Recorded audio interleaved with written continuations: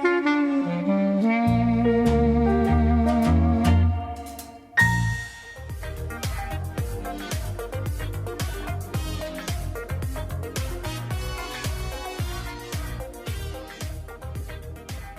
welcome back to This Day. I want to welcome Laguna Country United Methodist Church's very own Pastor David Atkins to our program. Thanks for joining us. Thank you.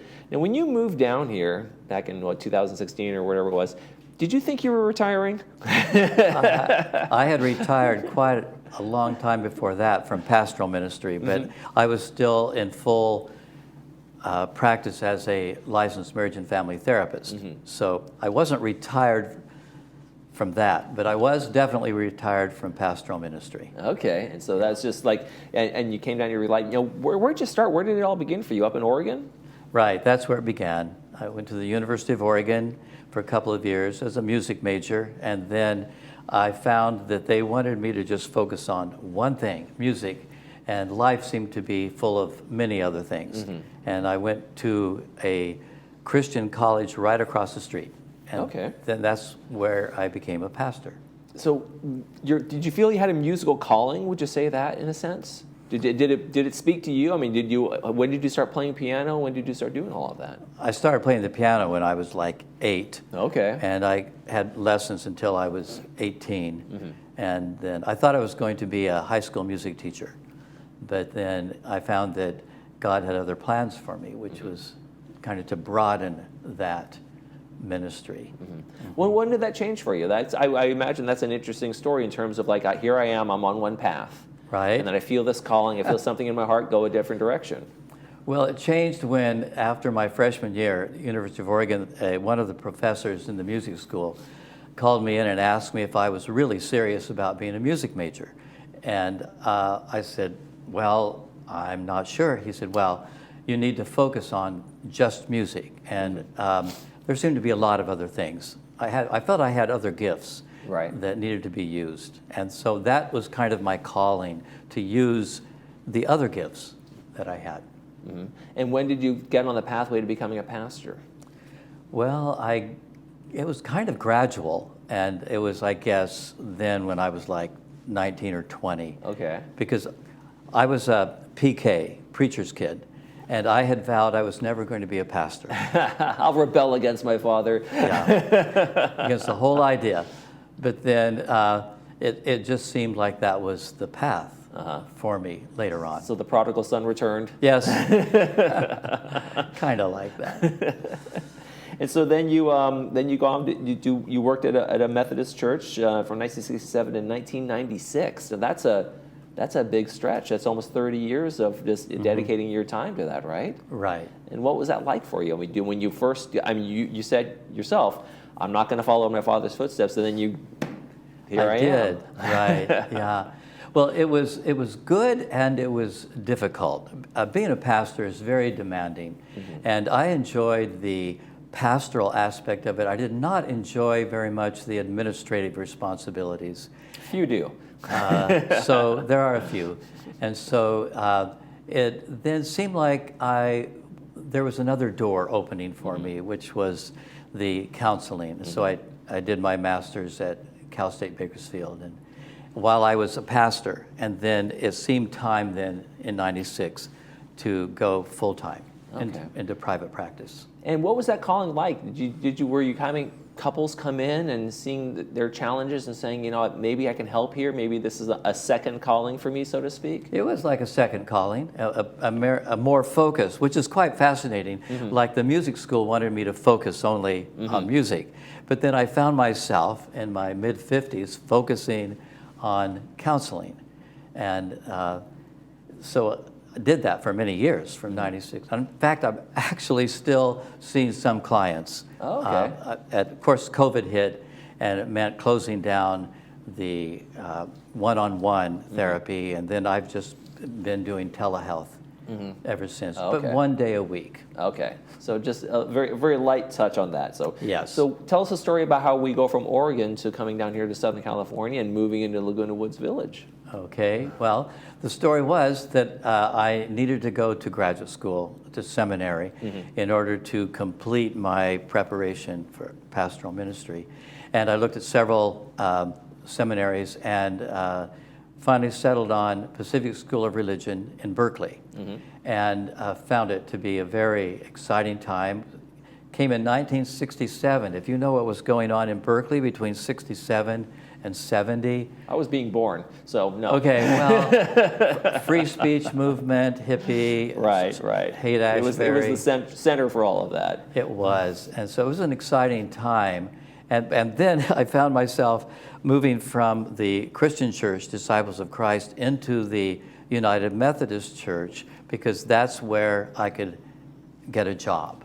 Okay. As a music director of the church, as well as youth in college. And so that's what brought me, my wife and me, to California and to the Methodist Church. Okay, amazing. And then eventually, I mean, like you said, you eventually retired, and then you decided to make your home down here? And Yes. You visited here, you knew people down here, or you just... Well, probably, I was trying to figure out when what it was, 2013 or so, that some friends of ours who had moved down here from Bakersfield invited us to come down for a weekend, and we really enjoyed it. And then the strong drawing card was that we have a daughter and her family in Irvine and a daughter and her family in Fullerton. Oh, okay, well, there it is. And that brought us down here. Follow the to kids Orange and the County. grandkids. Yep. Absolutely. You also, so you got involved in the church down here, but you thought you were going to be retired. You didn't kind of expect to be kind of pulled back into this world, right? That's totally true. Did not expect it. In fact, I told my wife, I'll attend worship with you, but I really don't want to get involved in the church. So she was in the bell choir and said we needed a substitute. So I started playing bells, and then she said, why don't you come sing in the choir? So I did. And then she said, why don't we establish a fellowship committee? So we did. And it just led into being very involved. There's a pattern here of the things you say you don't want to do, you end up doing. You notice that. You're very perceptive. You are very perceptive. One of the things you still enjoy doing is playing the piano. I do. Where do you play? Where can people see you play the piano? Well, in a little corner in an alcove at